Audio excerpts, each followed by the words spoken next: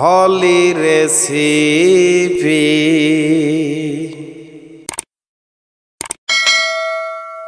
আসসালামু আলাইকুম। দুনিয়ার সবচেয়ে সহজ রেসিপি নিয়ে আজকে আমি হাজির হয়েছি। কোয়েল পাখির ডিম ভুনা। ডিম ভুনা তো অনেকেই তৈরি করতে পারেন। আমি একটু খুবই অল্প মশলা ব্যবহার করেছি এখানে, আর একটু ভিন্ন রকমই ভাবে তৈরি করার চেষ্টা করেছি। তাহলে চলুন রেসিপিটা আমরা দেখে নেই। প্রথমে আমি এখানে কয়রা নিয়েছি, সেখানে তেল গরম করতে দিয়ে দিচ্ছি।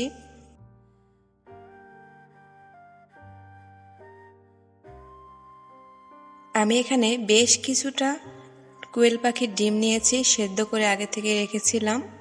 এগুলো এখন আমরা এই তেলেতে ভেজে নেব। একটু সাবধানে ডিমটা তেলেতে ছেড়ে দিবেন। দেখতে পাচ্ছেন কিভাবে পানি ছিটকাচ্ছিল। অবশ্যই ডিমগুলো ভালোভাবে পানি ঝরায় নেবেন। এবার আমি 1 চিমটি লবণ আর 1 চিমটি হলুদ দিয়ে ডিমটাকে খুব ভালোভাবে ভেজে নিচ্ছি।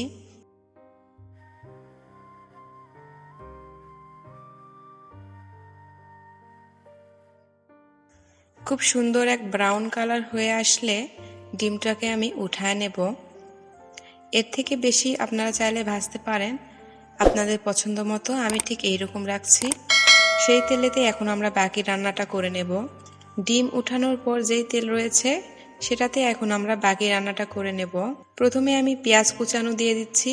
পেঁয়াজ দেওয়ার পর আমি দিয়ে দিচ্ছি গরম মশলা বাটা 1 চামচ, দিয়ে দিচ্ছি রসুন বাটা 1 চামচ, আর দিয়ে দিচ্ছি আদা বাটা 1/2 চামচ।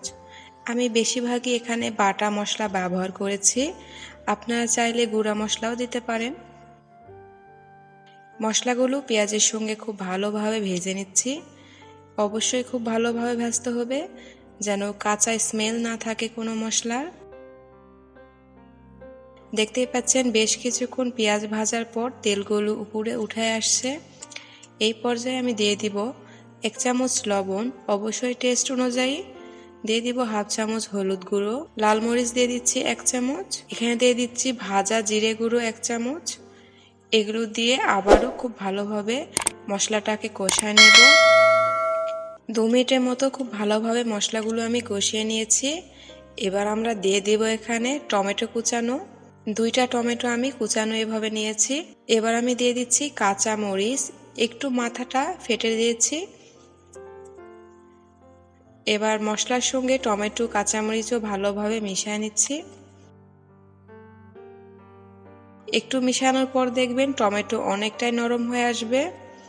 তখন আমরা দিয়ে দিব পরিমাণ মতো পানি।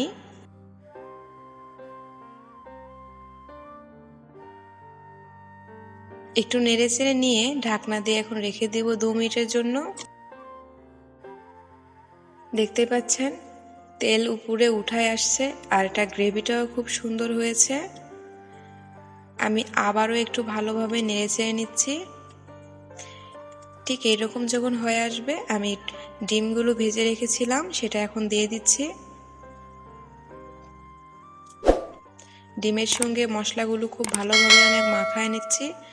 ঠিক যখন এইরকম হয়ে আসবে এই পর্যায়ে আমি দিয়ে দিচ্ছি 1/2 কাপ লিকুইড দুধ। এটা দিলে একটু টেস্টটা বেশি বাড়ে। যদি আপনাদের বাসায় না থাকে তাহলে দেওয়ার দরকার নেই, এমনিতেও এটা অনেক মজা। চেষ্টা করবেন দেওয়ার জন্য, তাহলে একটু টেস্টটা অন্যরকম আসবে, খেতেও ভালো লাগবে। দুধ দেওয়ার পর রান্নাটার কালার কিন্তু চেঞ্জ হয়ে এসেছে, দেখতে পাচ্ছেন। বেশ কিছুক্ষণ ধরে রান্না করে নিচ্ছি। এবার আমি দিয়ে দিচ্ছি টমেটো কেচাপ আর গ্রিন চিলি সস। এটা পরিমাণ মতো দিতে হবে। এই তো আমার প্রায় রান্নাটা রেডি হয়ে এসেছে। দেখতে পাচ্ছেন গ্রেভিটা খুবই সুন্দর হয়েছে আর কালারটাও খুব সুন্দর এসেছে। নামিয়ে নেওয়ার আগ মুহূর্তে আমি একটু দিয়ে দিলাম ধনিয়া পাতা কুচি। এটা অবশ্যই দেওয়ার চেষ্টা করবেন। আর আমরা সকলেই জানি যেই খাবারেতে আমরা ধনিয়া পাতা দেই না কেন টেস্টটাই বেড়ে যায়, তো অবশ্যই দেওয়ার চেষ্টা করবেন। আমি এখন পরিবেশন করে নিচ্ছি একটা বাটিতে। এই তো খুবই সুন্দর এক রেসিপি, আশা করি আপনাদের ভালো লাগবে। আমি একটু ভিন্ন ধর্মীভাবে রান্না করার চেষ্টা করেছি। ভালো লাগলে অবশ্যই আমার চ্যানেল সাবস্ক্রাইব করতে ভুলবেন না। খোদা হাফেজ।